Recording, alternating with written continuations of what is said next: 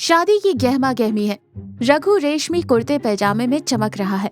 बगल में उसके दोस्त खड़े होकर हंस रहे हैं और वीरैया काका अपने दामाद से बड़े प्यार से बातें कर रहे हैं।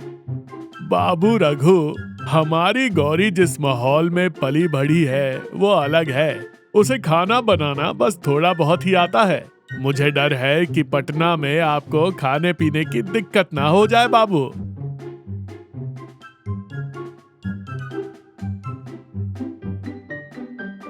अरे आप बिल्कुल चिंता मत कीजिए काका। आपको पता है मुझे खाना बनाना कितना पसंद है। ऑफिस में कोडिंग करना मेरा पेशा है, लेकिन किचन में करछुल चलाना मेरा जुनून है। अगर मैं एक बार केकड़ा फ्राई बना दूं ना, तो उसकी महक से ही पड़ोसी अपनी प्लेटें लेकर दीवार फांद जाते हैं। सच में बाबू, आप केकड़े भी बना लेते हैं? केकड़े, झींगे, मछली, आप कुछ भी दे दीजिए, मैं चमत्कार कर दूंगा। खासकर अगर मैंने नॉनवेज बना दिया तो खाने वाले उंगलियां नहीं, अपनी प्लेट भी चाट जाते हैं। आप मेरे दोस्तों से पूछ लीजिए। पीछे खड़ा दोस्त सुरेश अपनी हंसी रोकते हुए बीच में बोलता है, हाँ काका, बिल्कुल, पकाने वाले बर्तन तक नहीं बचते। मेरा तो जन्म धन्य हो गया बाबू। जब आप हमारे गांव आएंगे तो आपके हाथ का स्पेशल मछली का सालन का स्वाद जरूर चखूंगा। अरे इसमें क्या है काका, जब कहेंगे बना दूंगा, पक्का, प्रॉमिस। बगल में खड़ी गौरी संदेह भरी नजरों से रघु को ऐसे देख रही है जैसे कह रही हो कि ये क्या बोल रहे हो, इन्हें तो मैगी के अलावा कुछ नहीं आता। रघु उसे आंख मार देता है। बस कहानी का रायता यहीं फैलना शुरू होता है। रघु पटना के अपने ऑफिस में लैपटॉप के सामने सिर पकड़े बैठा है। बॉस की डांट याद आ रही है। लंच बॉक्स खोला तो उसमें जला हुआ ऑमलेट और पत्थर जैसी सख्त रोटियां हैं।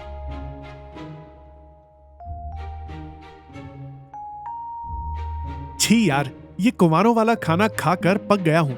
उस दिन शादी में फालतू का बिल्डअप क्यों दे दिया था मैंने। अब रोज स्विगी से खाना ऑर्डर करता हूँ, घर के बर्तनों में पलटता हूँ और गौरी को खिलाता हूँ।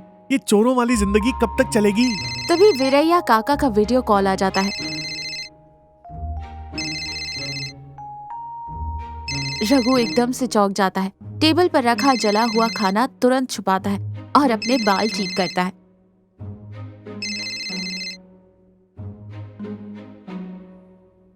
नमस्ते काका, कैसे हैं आप?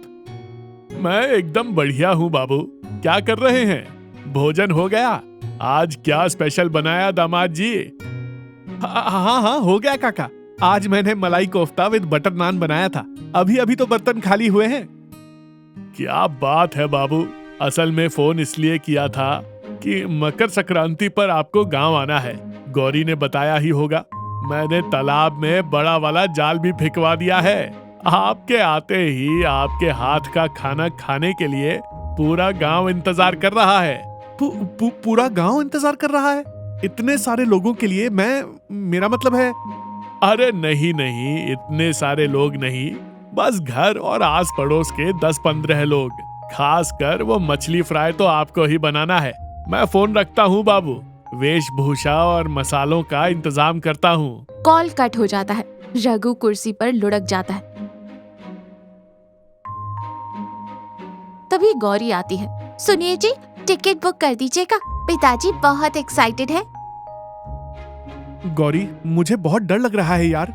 क्या हम तुम्हारे पिताजी को सच बता दें कि मुझे खाना बनाना नहीं आता? अभी सच बता देंगे तो उन्हें हार्ट अटैक आ जाएगा। वो पहले ही पूरे गांव में आपके नाम का डंका पीट चुके हैं। आप चलिए तो सही, मैं पीछे से सब संभाल लूंगी। गांव के बरामदे में पेड़ के नीचे चाय की दुकान है। वीरैया काका नया कुर्ता पहने गर्व से अपनी मूंछों पर ताव देते हुए चाय पी रहे हैं। आसपास नारायण और 3-4 गांव वाले हैं। क्या बात है वीरैया भाई, सुना है दामाद जी आ रहे हैं? बस से उतर गए क्या? हाँ, बस आ ही रहे हैं। कोई मामूली इंसान नहीं है मेरे दामाद। पटना में बहुत बड़े कंप्यूटर इंजीनियर हैं, लेकिन उनके हाथों में साक्षात अन्नपूर्णा की कला है। पिछले दिनों जब उनके ऑफिस में अमेरिका के राष्ट्रपति आए थे ना, तो मेरे दामाद जी के हाथ की बिरयानी खाकर इतने खुश हुए कि अपनी हाथ की घड़ी उतार कर गिफ्ट में दे दी।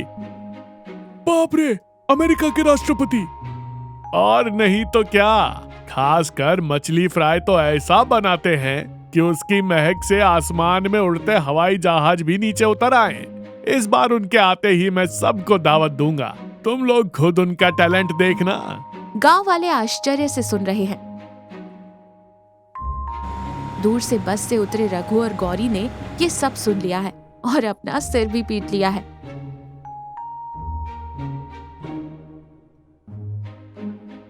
अगली सुबह वीरैया काका रघु को लेकर पास के एक खूबसूरत झरने के पास जाते हैं। रघु ने सिर पर एक बड़ी सी टोपी, आंखों पर चश्मा और हाथों में ग्लव्स पहन रखे हैं। एकदम अजीबोगरीब दिख रहा है। दामाद जी, बाजार से खरीदी मछली में वो मजा कहाँ। अपने हाथ से पकड़कर पकाने का स्वाद ही अलग है। ये लीजिए कांटा। पर ये कैसा गेटअप बना रखा है आपने? ये प्रोफेशनल फिशिंग कट है काका। मछलियों को मेरी आंखें नहीं दिखनी चाहिए, वरना वो डरकर भाग जाती हैं। ओहो, कितनी बारीकी से सोचते हैं आप बाबू। ठीक है, वहाँ उस फिसलन वाली चट्टान पर खड़े हो जाइए। बड़ी मछलियाँ वहीं मिलती हैं। रघु कांपते पैरों से उस चट्टान पर चढ़ता है। कांटे में केचुआ फंसाने के लिए उसे बहुत पसीना आ रहा था। केचुए को देखकर वो अम्मा चिल्ला पड़ता है। क्या हुआ बाबू? कुछ नहीं काका, मुझे लगा इस केंचुए ने मुझे देखकर आंख मारी। खैर, आप देखिए मेरा टैलेंट। रघु कांटा पानी में फेंकने से पहले स्टाइल में सेल्फी लेने की कोशिश करता है। तभी उसका पैर फिसलता है और वो धड़ाम से पानी में गिर जाता है। अम्मा, मैं मर गया रे, बचाओ, मुझे तैरना नहीं आता। दामाद जी।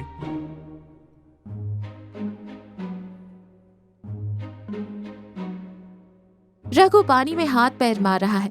इसी बीच किस्मत से एक बड़ी मछली करीब 3 किलो की उसके कुर्ते के अंदर घुस जाती है। वो घबराहट में उस मछली को कसकर पकड़ लेता है और पानी गटकते हुए ऊपर आ जाता है।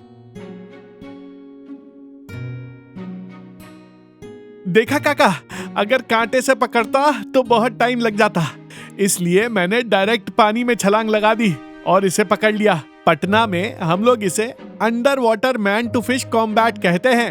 अचरज, क्या तकनीक है बाबू। मुझे लगा आपका पैर फिसल गया, लेकिन आप तो मछली के लिए ही कूद गए थे। आपके समर्पण को मेरा सलाम है। हाँ काका, चलिए घर चलते हैं। मछली काट रही है, मेरा मतलब है बहुत ठंड लग रही है। घर आने पर उस विशाल मछली को देखकर गौरी हैरान रह जाती है। वीरैया काका उसे साफ करके रघु के हाथ में थमा देते हैं। रघु रसोई में एक बड़े बर्तन के सामने बैठा है। उसने अपने सिर पर बाइक वाला हेलमेट पहन रखा है। सुनिए जी, ये हेलमेट क्यों पहन रखा है? क्या आप बाइक पर बैठकर सब्जी बना रहे हैं? प्याज काटते समय आंखों से पानी आ रहा है गौरी। अगर काका ने देख लिया तो सोचेंगे रोने वाला रसोइया है, इसलिए ये सेफ्टी गार्ड पहना है। अब जल्दी बताओ, इसमें मिलाना क्या है? पहले ये हेलमेट उतारिए, पिताजी आ रहे हैं। रघु हड़बड़ी में हेलमेट छुपा लेता है। दामाद जी, मैरिनेशन पूरा हो गया क्या? हमारे गांव का स्पेशल मसाला दूं? अरे नहीं काका, मेरे पास मेरा खुद का सीक्रेट मसाला है। आप बाहर जाइए। वीरैया काका के जाते ही रघु तुरंत सुरेश को फोन लगाता है। स्पीकर ऑन है। अबे सुरेश, पानी में गिरकर एक मछली लाया हूँ। अब ससुर जी फ्राई करने को बोल रहे हैं। जल्दी बता क्या करूँ? अरे टेंशन क्यों लेता है? मछली की बदबू हटाने के लिए पहले उसे सनबाथ करवा, हल्दी लगा और धूप में लेटा दे, फिर थोड़ा टूथपेस्ट रगड़ देना, एकदम फ्रेश रहेगा। अबे ओ, खाने वाली चीज में टूथपेस्ट कौन लगाता है? तेरे हाथ जोड़ता हूँ, फोन रख। ओए सुरेश, अपनी बकवास सलाह बंद कर। रघु जी, आप एक काम कीजिए, मैं पीछे वाली खिड़की से आपको इंस्ट्रक्शंस दूंगी। आप बस चमचा हिलाते रहना। नमक मिर्च मेरे बताए अनुसार ही डालना। अगर अपनी मर्जी से डाला तो मेरे पिताजी को फायर ब्रिगेड बुलानी पड़ जाएगी। रघु लकड़ी वाले चूल्हे के सामने बैठा है। आग जल रही है, सिर्फ गाढ़ा काला धुआं निकल रहा है। रघु के पूरे मुंह पर कालिक पुत गई है। सुनिए, तेल के पूरा गर्म होने के बाद ही मछली डालना, पहले मत डाल देना। अरे रुक जा गौरी, इस धुएं में मुझे मछली और करछुल में कोई फर्क ही नहीं दिख रहा। तुम हो कहाँ? रघु लाल मिर्च का डब्बा समझकर गलती से गरम मसाले का पूरा डिब्बा मछली के ऊपर उड़ेल देता है। फिर ठंडे तेल में ही मछली डाल देता है, जिससे वो चिपक जाती है। आग तेज करने के लिए वो केरोसिन की बजाय गलती से पीने का पानी डाल देता है। भभक कर एक जोरदार धुआं उठता है। अम्मा, ये तो ज्वालामुखी फट गया। मछली एक तरफ से जलकर पूरी काली हो गई है। बाहर वीरैया काका चिल्लाते हुए, दामाद जी, महक तो जोरदार आ रही है, लेकिन ये थोड़ा नया किस्म का तीखा धुआं क्यों उठ रहा है?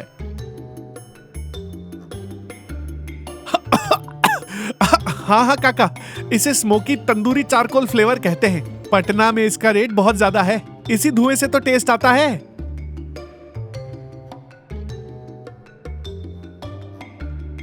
अरे बाप रे, हटिए यहाँ से, आपके प्रयोग बहुत हो गए।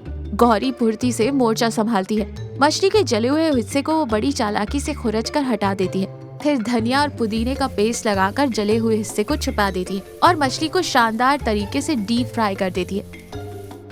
रघु बस मुंह पर काली पोते बगल में खड़ा था, हाथ में करछुल लिए पोज दे रहा था। गौरी, थैंक्स। अगर आज तू नहीं होती तो मेरी हालत इस मछली से भी ज्यादा खराब होती।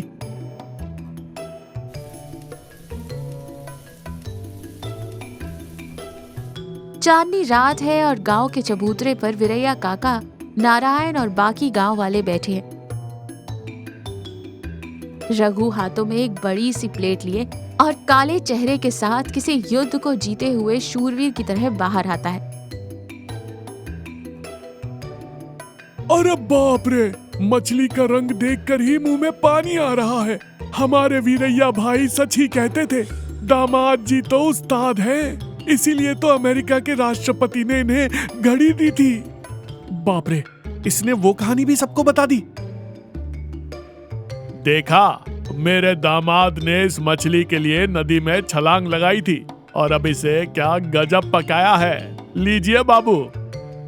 वीरैया काका एक टुकड़ा तोड़कर अपने मुंह में रखते हैं। सब लोग बहुत उत्सुक हैं और खामोशी से देख रहे हैं। रघु का दिल धक धक कर रहा है।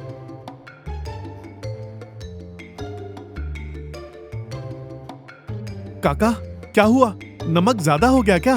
पेस्ट का स्वाद आ रहा है।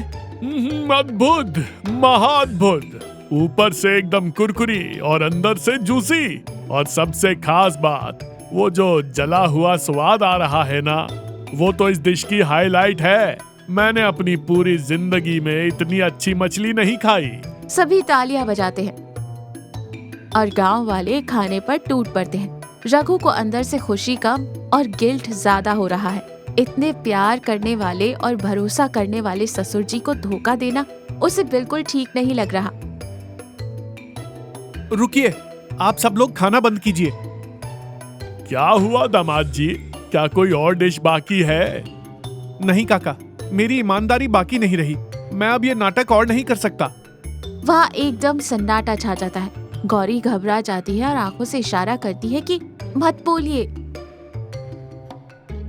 काका, उस मछली के लिए मैंने नदी में छलांग नहीं लगाई थी। मुझे तो तैरना तक नहीं आता। मेरा पैर फिसल गया था और किस्मत अच्छी थी कि मछली शर्ट में फंस गई।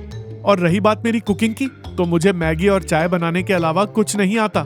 शादी में आपको इम्प्रेस करने के लिए मैंने झूठ बोला था। अभी रसोई में मैंने उस मछली को जलाकर कोयला कर दिया था। प्याज काटते हुए मैं हेलमेट पहनकर रो रहा था। अगर गौरी आकर इसे ठीक नहीं करती तो आज आप लोग राख खा रहे होते। ये तालियां, ये वाहवाही, इन सब की असली हकदार गौरी है।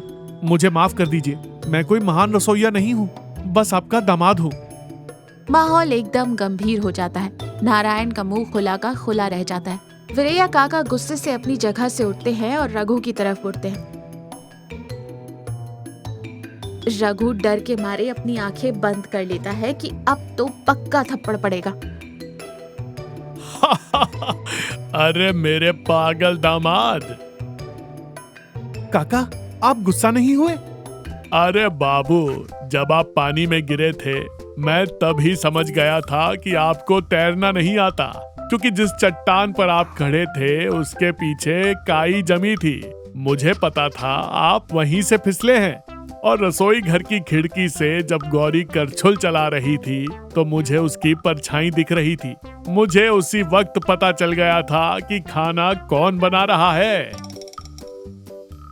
तो फिर आपने मुझसे पूछा क्यों नहीं? सबके सामने मुझे दोषी ठहरा सकते थे। मुझे कोई 5 स्टार शेफ नहीं चाहिए बाबू।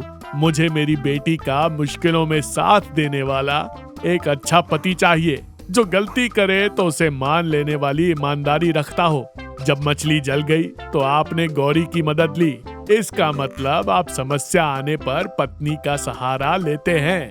आपने सारा क्रेडिट उसी को दिया। इसका मतलब आप उसका सम्मान करते हैं।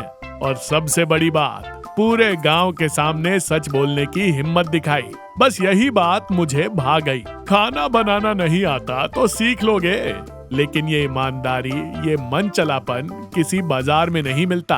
आप पास हो गए बाबू। वीरैया भाई ने बहुत अच्छी बात कही। दामाद जी सच में बहुत अच्छे इंसान हैं। पिताजी आप चिंता मत कीजिए, कल से ही मैं आपके दामाद जी की कुकिंग क्लासेस शुरू कर दूंगी। अरे वो सब बाद में देख लेंगे, पहले वो स्मोकी फ्लेवर वाला एक पीस और डालिए।